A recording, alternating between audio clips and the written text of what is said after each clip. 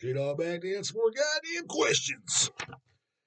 Picking up on these paid skis, still got a stack of them, which is always good. Didn't get any today, though, goddammit. Kenneth Zeta. Paid question. Yeah, he's back with the brim. Says, sup, J-Dog, Cannon Flat Brim back at you for a goddamn question. Yeah, this is like your third one, I believe.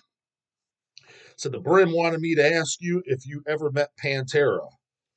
Uh, no, but I mean, I was like 10 feet away from Phil Anselmo at one of the Maryland Death Fests, whichever year it was that um downplayed it. So what was that? 2014, 2015, something like that. Maybe 2013, somewhere in that area. Whatever year downplayed, Phil was walking around and we were just vending, and I was just sitting at the goddamn, literally at the tent, and he was out there, and people were just shaking hands, There wasn't a line or anything, just as he was walking around. Well, there's Phil. I could have said something to him if I wanted to.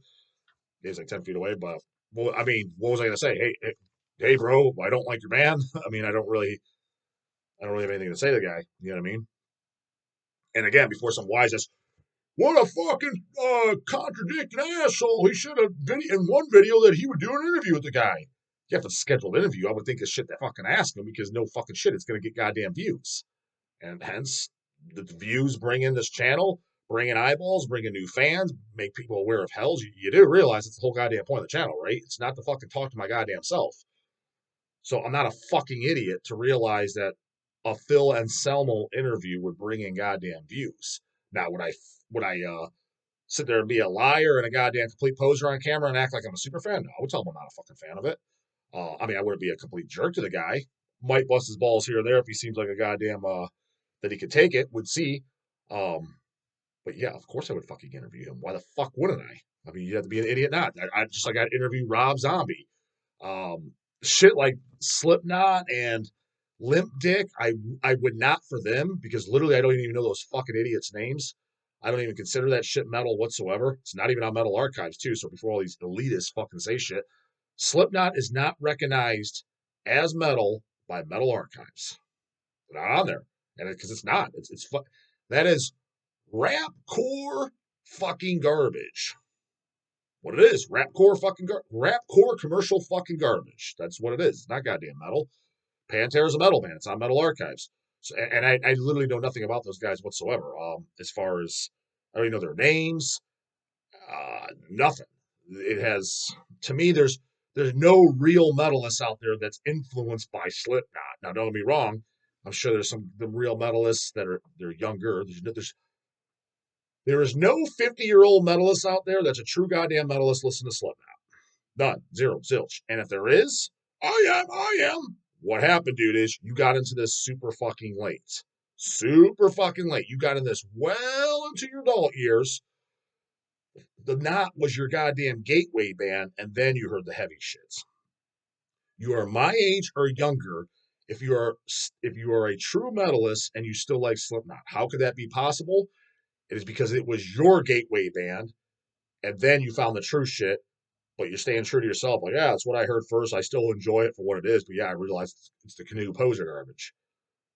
That's the only fucking way. You're not going to ask somebody that was buying 7 churches in '85. Do you like? There's no way he likes fucking Slipknot. I mean, there's an exception to every rule. You're going to find some fucking weirdo that likes damn near everything under the sun.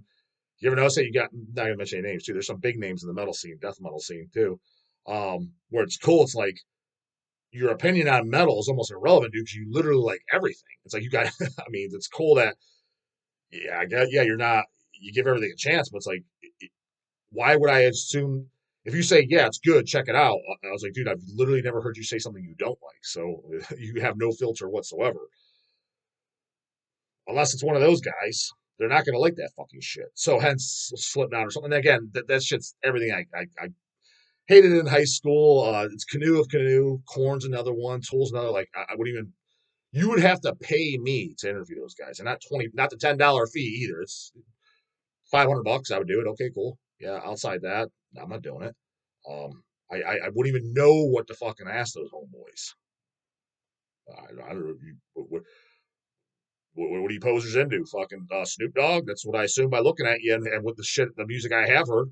I assumed you're into goddamn Snoop Dogg and some fucking 90s alternative metal rock fucking garbage. What your music's a combination of, so that's what I assume the fuck you're into. So yeah, I'd have zero interest in interviewing them. But no, technically never met anybody in Pantera. Saw Phil from not far at all. I told him it's not likely the dog has ever met them because he's only into the tough shit. He's met non-tough guys though. He told me to shut up and ask you anyways. He's got his goddamn answer. You guys were close. Almost met him. He also wanted me to buy him tickets to go see Pantera. Are those guys still playing? I thought they got canceled or something because they're racist now too, which the hilarious thing about that is, again, I don't believe in cancel culture. I believe in freedom of speech. Okay, even if they are, and who cares? It's freedom of fucking religion, freedom of speech, free to like who you don't and don't like. They should still be able to play. They should still have their shit posted. But here's the thing. And of course they're going to deny it on camera. We're canceling Pantera because they're racist. Yeah, no shit. They're from the South with Confederate flags. Do you honestly think that those guys ain't throwing around N-bombs on the daily? Dime bag, all of them. Like any of you guys, if any of you think that it's even remotely possible that those guys are not, you are fucking stupid. Flat out fucking bubbles. Vegeta, I've been a Pantera fan since the 90s. I never heard him use such language. Oh man, you're really bumming me out. I met Dimebag, he's my hero. I can't see him using that naughty language. He was a really friendly guy. Dude, is that what you honestly fucking think? Now, I'm not sitting there saying that he was fucking shipping in slaves and doing some side deals and he wouldn't shake your hand if you're a different race. I'm not saying he's to that fucking degree, but by today's cancel ass fucking culture, because isn't that Phil said something and that's why I cancel him?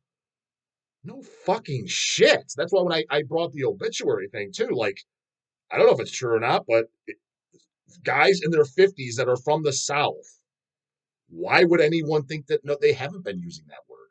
You think the guys in Cannibal ain't? You think Deicide ain't? You think Malevolent Creation ain't? It's on their fucking record. What do you dummies think? And now I'm not talking to smart people in the comments because I even had people come up to me after the obituary in person, like, yeah, I was laughing at the comments and people outraged. Like, that's common sense. Like, of course they have, whether that story's true or not. And I can guarantee you they are to this day. Pantera for sure. They make no bones about it. Have shirts with Confederate flags.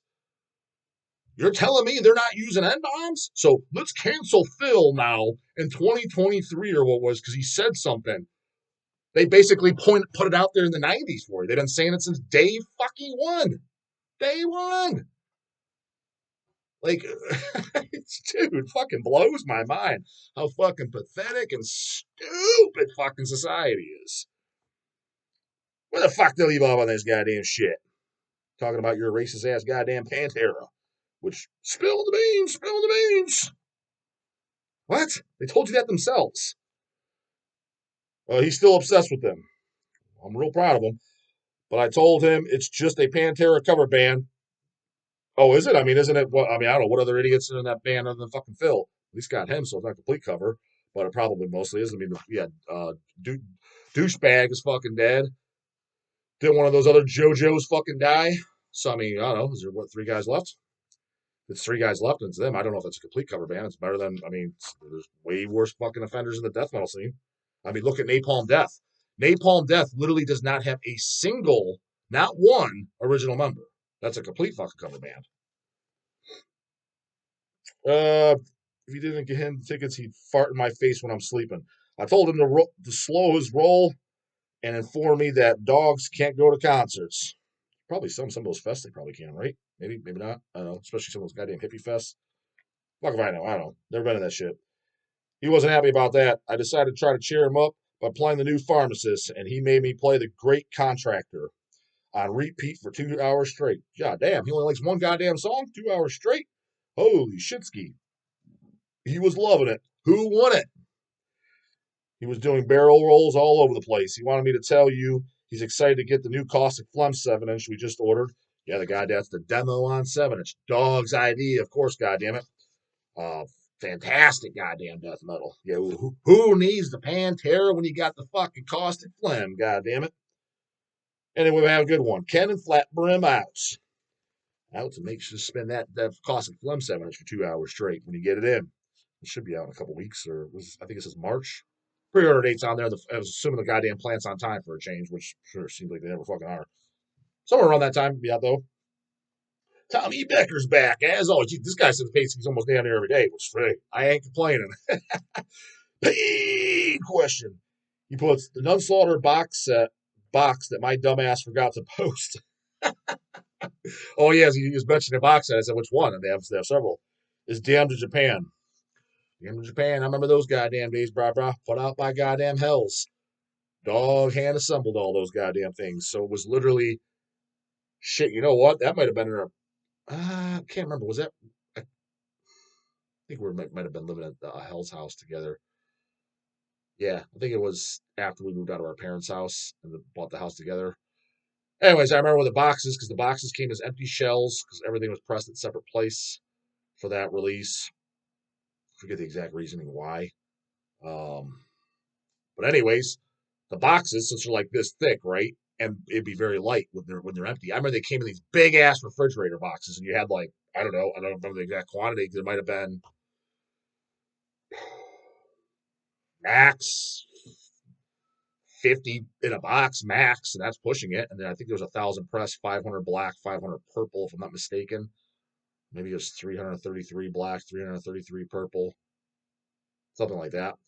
50 in a box, do the goddamn math. Like I said, they're big fucking boxes. Those everywhere, pulling those, and then you had the cards and the fold outs and then the vinyls. It was a goddamn little assembly line. You know what I mean? Don't miss those days, goddamn it. The someone shit by hand fucking. It's not that it was hard or sucked, it was just time consuming as fuck. It's like, I feel this could be getting something a little bit more important done than this. I found two. Remember Tommy? He's 10 beers minimum in when he sends shit in. I found two. One is, that's what he said, man. I found the number 2, then one. Oh, I found 2. One is in pretty shit shape, mostly the outer box, and I'm still waiting on a mint box and mint contents version. I guess I'll see if mint really means mint. Yeah, I know. So these guys' definition of mint is fucking not exactly mint. Keep killing it, brah. Tommy Becker. Yeah, so there was a black vinyl and there was a purple vinyl. I remember that. Again, I can't remember the quantities. I want to say it was 50-50. Yeah, 333 black, 333 purple, or 500 black, 500 purple. Those are the numbers that are popping in my mind. Maybe it was 500 total, 250 black, 250 purple.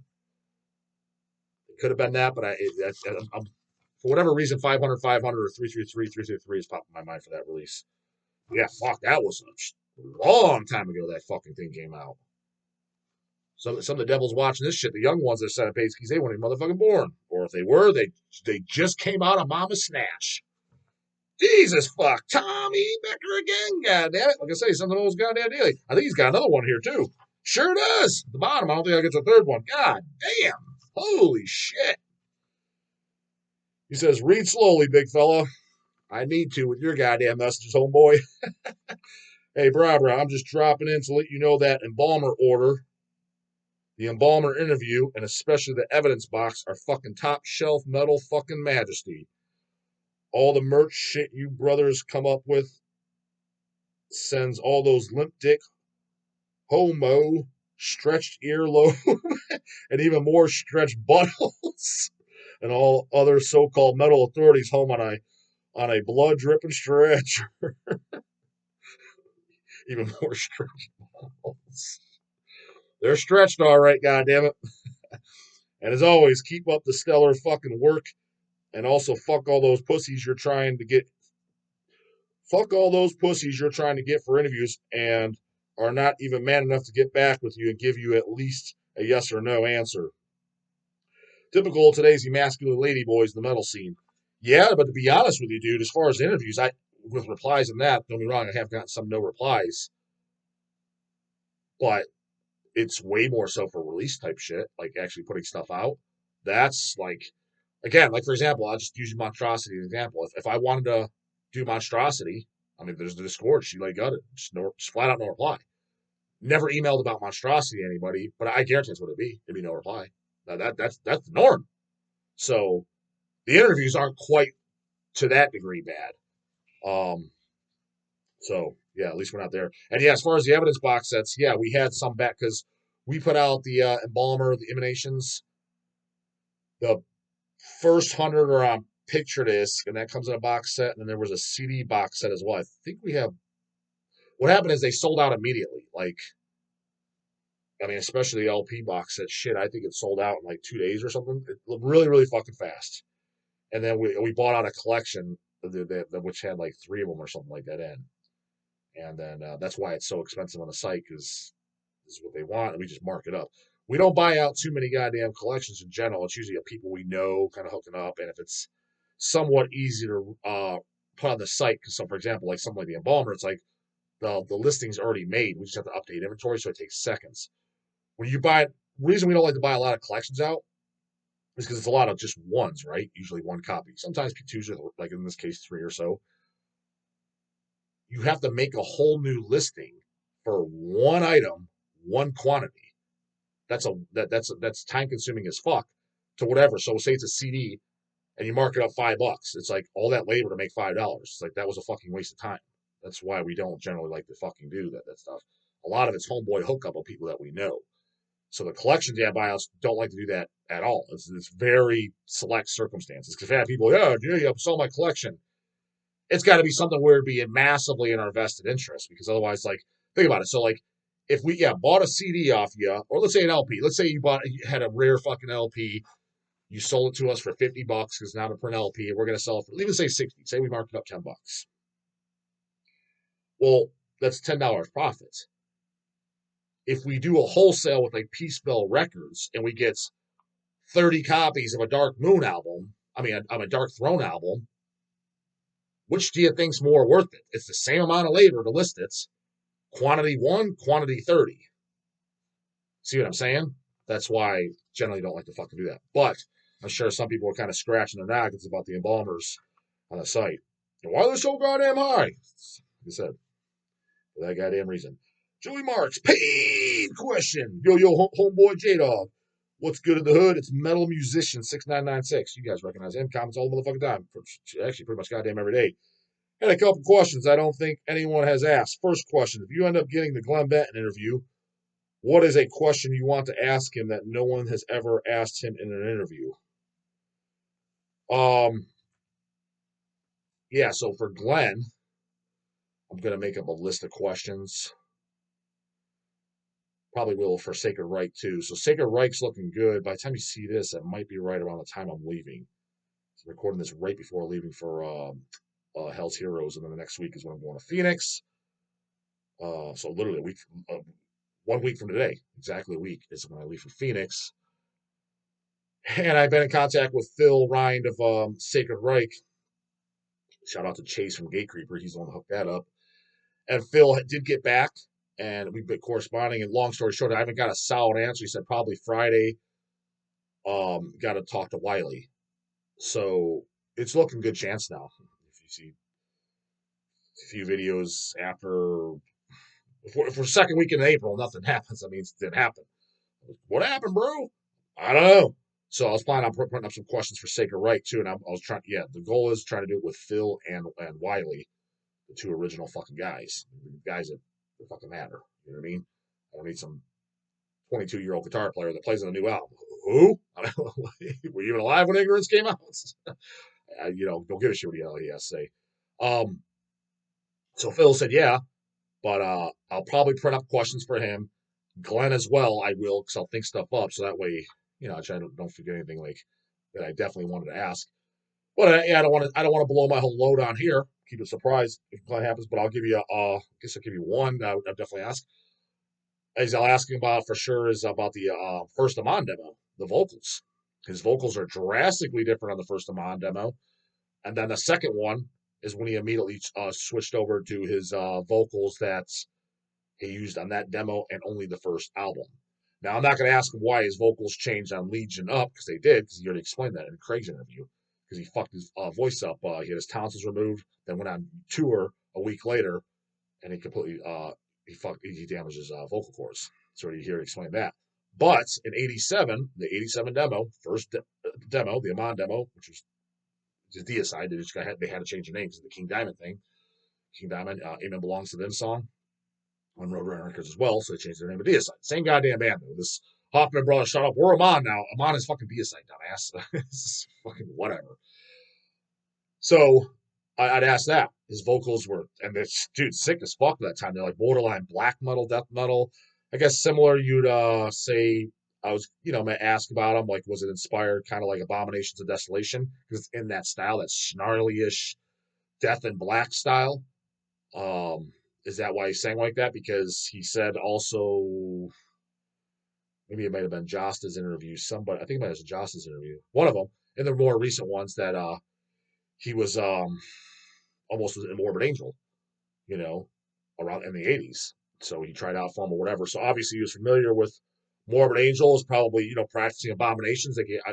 Fuck it, they're probably just handing out the tape before that shit was even put out on any type of release to the public. Just tape traded or whatever. Maybe they weren't trading them because the way that release went down was not the norm. Like, hey, our album's out now. Didn't go down like that. So maybe he heard it earlier than most people and was practicing it, and he was trying to do like those style of vocals. So I'm gonna ask that.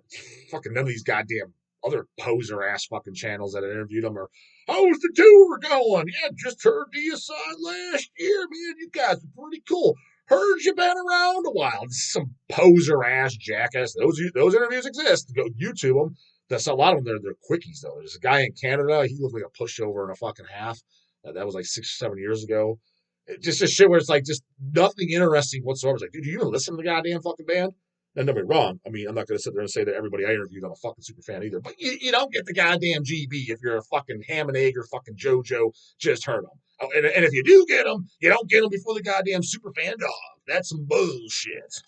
Last goddamn question from the. I was like, not clear as because you had 2 questions. Second question: out of your group of homeboys in the scene, who's the biggest ladies' man when it comes to picking up chicks? Is it Dawn of the Dead? King. It's pretty good, damn good one. Dawn of the Dead, King Folly, Brian Baxter, or maybe you, J-Dog. Definitely ain't fucking me. Maybe it's someone I didn't mention. I mean, I don't think anybody would care about me saying it. I mean, I think it's maybe their girlfriend. I don't know. Fuck it, I'll be asked. To my knowledge, from what I've seen, hands down, easily, because you said anybody didn't ask. I'm trying to think before I say. Not only on the list you mentioned, I think of any human being I met. Not saying in the world. I'm sure there's somebody out there that's more. But I met personally, the biggest chick magnet I met is Baxter. That guy seemed to have a new girl every time back in the goddamn day. Everybody knows that. I mean, so I would have to fucking say him. King, I don't know what his fucking game is. I wasn't around him because he lived in a different state. Big D, the first half of the time I know him, he was married, so he wasn't chasing tail. But after he got divorced, he made it sound like he got no game whatsoever. It's like, I don't know, dude. You seem to get a new girlfriend pretty goddamn fucking easily every time I fucking see you. So it ain't that your game ain't that goddamn off. But is it Baxter goddamn good? Fuck no. I don't know that. I don't know if that still stands for Baxter now because he has been with his girlfriend for a while now. Seeing him, I've been seeing her coming around since shit. I think even pre-COVID. So I've been getting around for a good 5 years or so. But early 2000 shit, yeah, it seemed like goddamn. Every weekend that guy had a goddamn different chick or one on each arm. It's like, holy fuck. He just had to show up and they just fucking flock on him. It's like, holy fuck. So definitely goddamn Ash's goddamn king of fucking being chick magnets. Comes, what's the you know what I'm gonna do? Put the guy box hands in the morning. Later, goddamn it.